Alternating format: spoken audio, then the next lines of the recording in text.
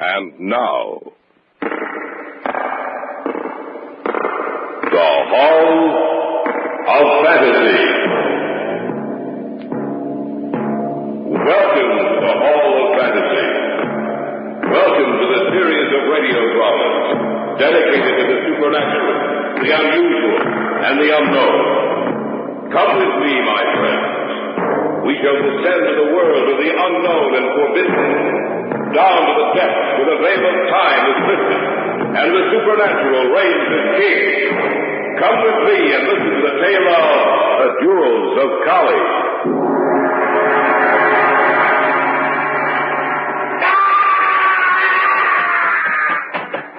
Is that you, Kettridge? Yes. I heard a scream. Yes, so did I. It sounded like Sheldon. We'd better take a look. Sheldon, are you all right? Sheldon? Here. Let me light a match. Sheldon, are you... Kettridge. What's the matter with them? Both of them. They're dead.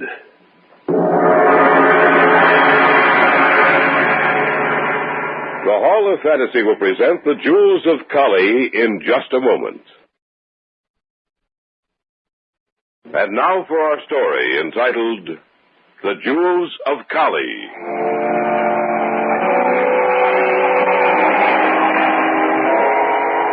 I hear and obey, Mother KALL. If need be, I shall follow them to the ends of the earth, and they shall know that I follow them. Peace they shall not have, nor quiet rest, and their days shall be lived in fear of the death that creeps behind them. One by one shall they die, and I shall return to you bearing with me the jewels of KALL.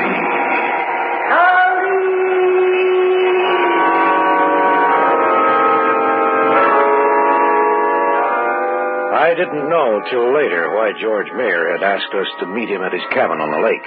Elaine and I knew that Kettridge was going to be there, but we couldn't understand why he hadn't gone to George's apartment in the city.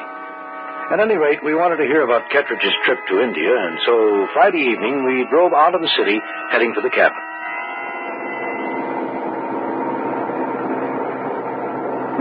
Looks like it's going to rain. Yeah, maybe the storm won't break till we get to the cabin, though. Well, I hope not. It makes it treacherous driving on wet roads. I don't think we'll have any trouble.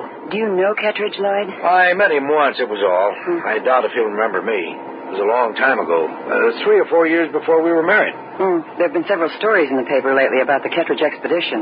The reporters have been comparing it to the men who found the tomb of Tutankhamun. I know. 2 of his party died before they left India, and another one over here. That only leaves Kettridge and Porter. They're saying that some kind of curse follows the members of the expedition. Well, that's superstitious nonsense, Elaine. The 3 who died were older men.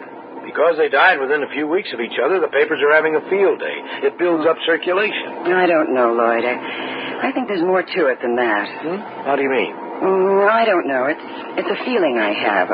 A lot of the stories jumped from one thing to another, as if they were deliberately leaving something out. Something too terrible to put down. Well, here's that storm. The rain's going to slow us down. Well, be careful. I'd just as soon get there in one piece. Don't worry, you will. Are you really serious about those stories you read? Yes, Lloyd, I am. I'm just as serious as I can be. I'm sure that there's a lot more behind those stories. Something that might make us think twice before going up to this cabin.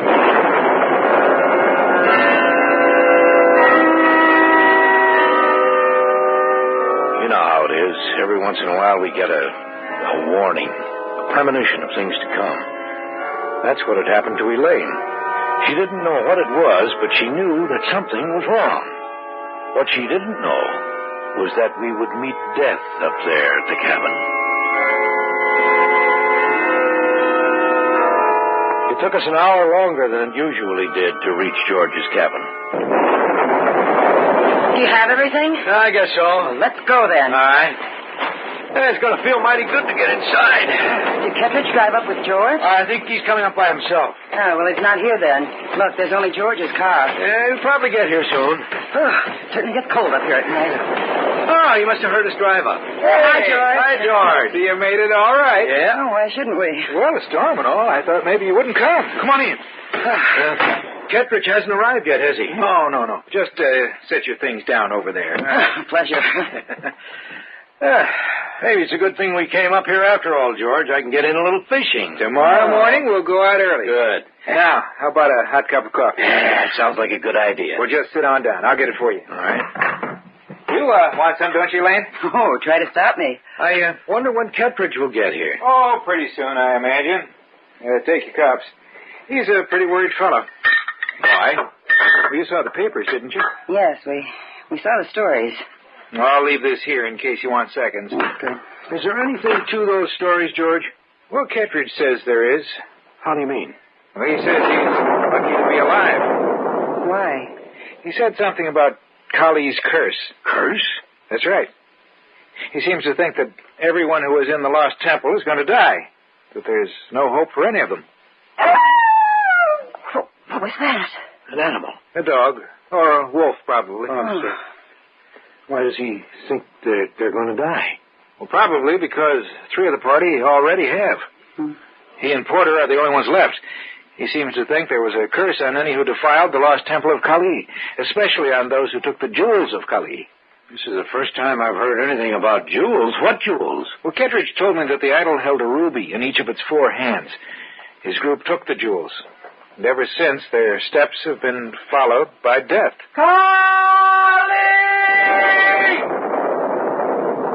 Listen. Don't get so nervous, Elaine. It's probably just a dog out in the rain. That wasn't a dog. Then what was it? I don't know. Hey, a car just pulled up outside. Well, that must be Kettridge.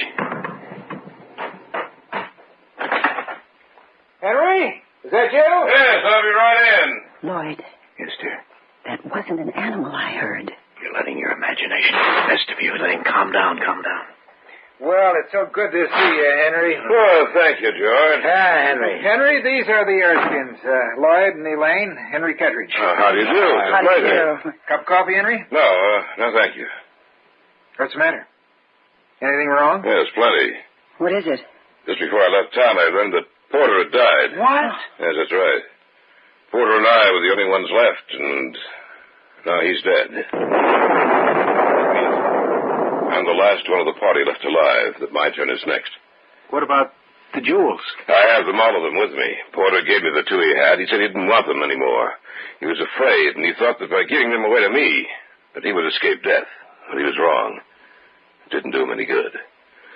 That means that I am the last one, that soon, perhaps within the next few hours, I'll be dead too.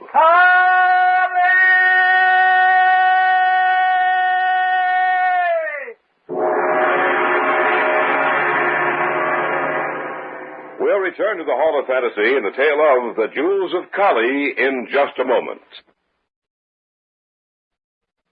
Back now to the Hall of Fantasy in the tale of The Jewels of KALL.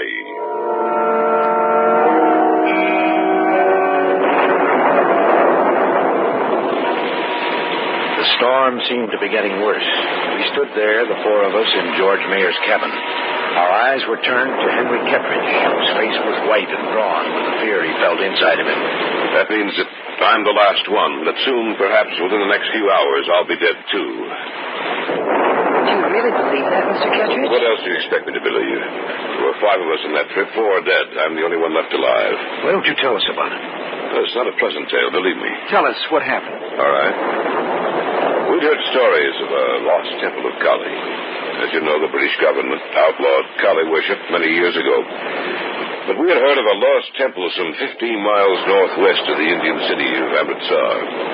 We heard also that she held in each of her 4 hands jewels of tremendous wealth, each one a fortune in itself. We set out from Amritsar. None of us knew that we were walking to certain death. It is a particularly barren country, rocky and mountainous. We had a difficult time traveling. At length, however, we came across a valley hidden by the encircling mountains. I remember it was towards dusk. Porter and I saw it first.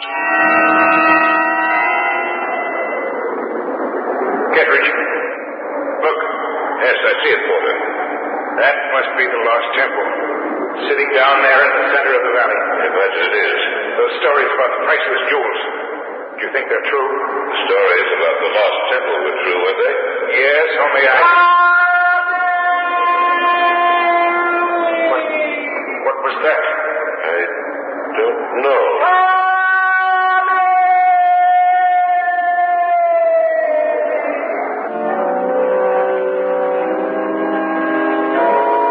We heard the voice then for the first time. The sun had just slipped behind the mountains, and the sky was dulling quickly into ever more darker shades of blue. The voice seemed to filter through the air, so that it seemed to come from all directions at once.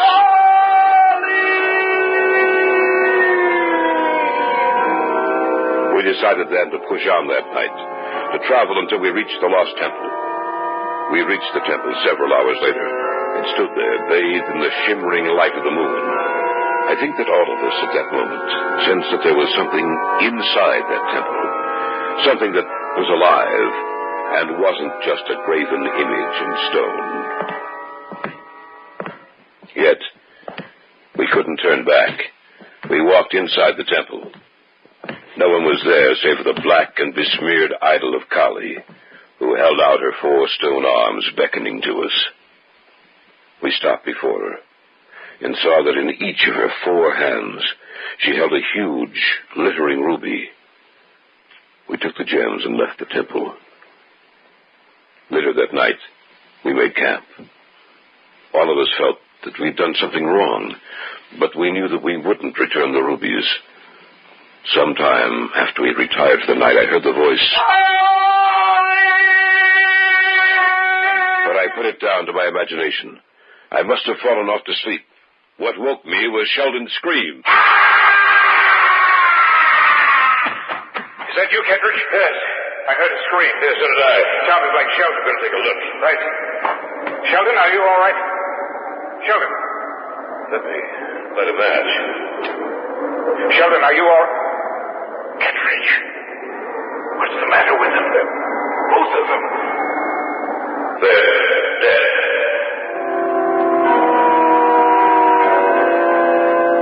Both Sheldon and Friedman were dead.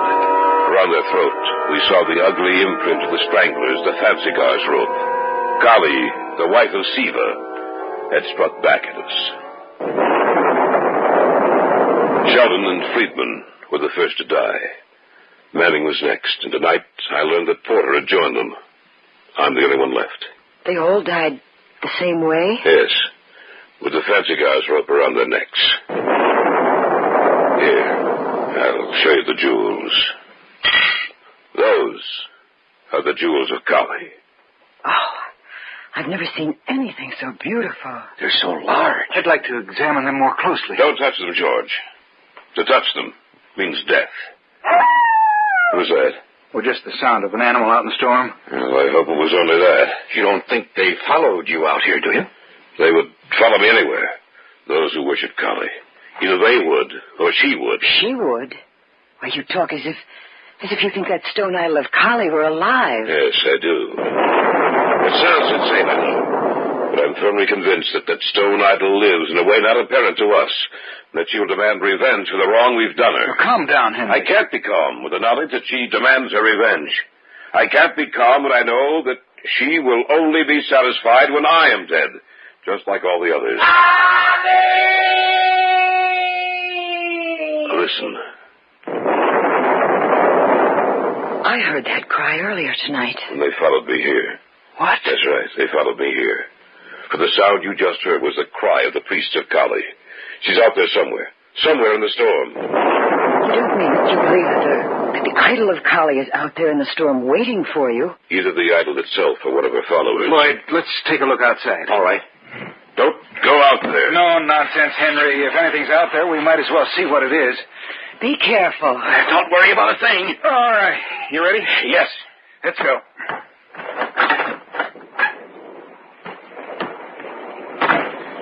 Do you think he's telling the truth? Well, there'd be no reason for him to lie to us. I still can't believe it. Well, we'll see if there's anybody around the cabin itself. If he's telling the truth, George, What? Look, over there, by the window. Oh, I don't see anything. I thought I saw someone over there. Let's take a look. All right. Now, you must have been mistaken. I don't see how. There's not even any footprints outside the window. Wait a minute. What's the matter? This. What'd you find? It's a piece of rope. Rather, a noose with a knot in it. Maybe Kettridge is right. Maybe someone is following him. What do you mean? Kettridge has described this noose to me before. This is the type of rope and knot the fancy cigars used, Lloyd.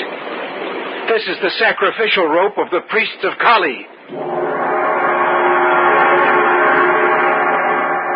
You are listening to the tale of The Jewels of KALL on this week's journey down the corridors of the Hall of Fantasy. We'll return to our story in just a moment. And now, back to our story entitled The Jewels of KALL.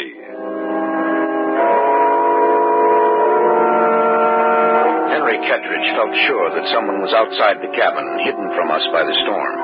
George and I had gone outside to see if we could find anything. For a moment, I thought I saw a man standing next to the cabin by the window. When we walked over to look, we found nothing but a noose of rope. Kettridge has described this noose to me before. This is the type of rope and knot the fancy cigars used, Lloyd. This is the sacrificial rope of the priests of KALL. How did it get here? I don't know.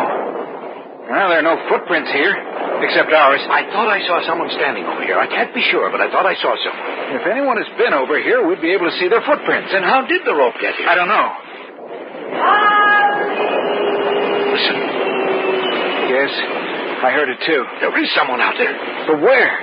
You can't see anything because of the storm. We'd better get back inside. I think you're right. Let's go. Are we going to show Kettridge? Yes. I'm sorry I asked you and your wife up here, Lloyd. If I'd known anything like this was going to happen... Oh, forget it. Look. Do you see what I see? Yes. Just for a second, outlined by the lightning, it looked like the statue of a woman with 4 arms. KALL comes for you. Lloyd? Yes. I hear the sound of heavy, slow steps. Let's get inside. Right. Do you see anything? Let us inside. Here. What's the matter, Lloyd? You look as if you'd seen a ghost. We found this. The strangler's rope. That's right, and And what else? we saw something else. What did you see, man? Tell me. The lightning flashed a moment, and we saw something that looked like a statue of a woman with 4 arms. She reached them out to us and said, KALL comes for you. Yes. What are we going to do? Maybe we'd better go out to the cars and get away from here. What do you say, George? I think you're right. That'd be insane. You wouldn't have a chance. They won't let us get away. If we go outside that door, we'll be walking to our deaths. What do you propose doing? Waiting here until they come for us? Yes. At least they won't be able to get us outside in the dark. I think we should take our chance and leave. So do I. And I agree with them. Waiting here only means certain death for all of us. If we make a run for it, we may get away. Let's get our things together and leave. All right. Yes. Stop. Huh? You're going to stay here with me. Henry, where'd you get that gun? I've carried it with me ever since I left India. We're not leaving. We're going to wait here. Don't be a fool, Kettridge. I'm not being a fool. I'm tired of running. This is the end of the trail for me. I'm not running anymore. And you're not going to either. Maybe we can get away, Henry. Maybe. I don't think so. Stay where you are, George. I'm warning you. Don't you think that if... The next time the bullet won't be over your head. All right, Henry. You win. Look, I don't like to do this. There's no other way. Ever since we returned to the States and split up, I've had to face this thing alone. It's only a question of time when they'll catch up with me. I can't run anymore. I can't face death alone. Maybe they won't hurt you. There's no reason why they should. After all, you didn't steal the jewels of KALL. We did. And I'm the only one of that group's left alive. They all died alone. I don't want to. I need people near me, so that when it comes, I can face my death with courage and not die like a screaming coward. All right, Henry. We give you our word. We won't run away. Thank you. KALL comes for you. It won't be long now. We have only to wait. Take a look out the window, Lloyd. See if you can see anything. Right. Do you see anything? So dark out there with the storm and all, I can't see. Wait a minute. The lightning. The thing is less than 100 feet from the cabin. What? The idol. I hear it out there. It's getting close to the cabin. You three, get over to the other side of the room. I'll stay here. But we can't. There's no time to argue. Get over there quickly. What are you going to do, Henry? I'll wait for it here. Maybe the gun will stop it. Oh, it's on the porch outside. Be quiet. It's just outside the door. Be quiet. Don't move. No matter what happens. It stopped. Just the moment it's going to hit. KALL comes for you. Look out, Henry. Stay away from me. Stay away.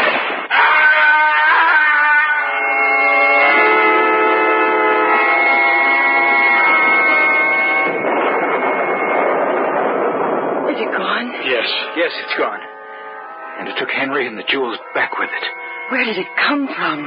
Henry believed that it came all the way from the lost temple 50 miles northwest of the Indian city of Amritsar. But what was it? That black grinning face with the grotesque body and those 4 arms. That was Kali, the wife of Siva, the Hindu deity of destruction. If I hadn't seen it, I would never have believed it. Yes, I know, but you did see it. The stone idol was here. All the way from India, it came to fulfill the curse on those who defiled the temple and stole the jewels of Kali. I hear and obey, Mother Kali. I shall follow them to the ends of the earth, and they shall know that I follow them. Peace they shall not have, nor quiet rest, and their days shall be lived in fear of the death who creeps behind them. One by one shall they die, and we shall return, bearing with us the jewels of Kali.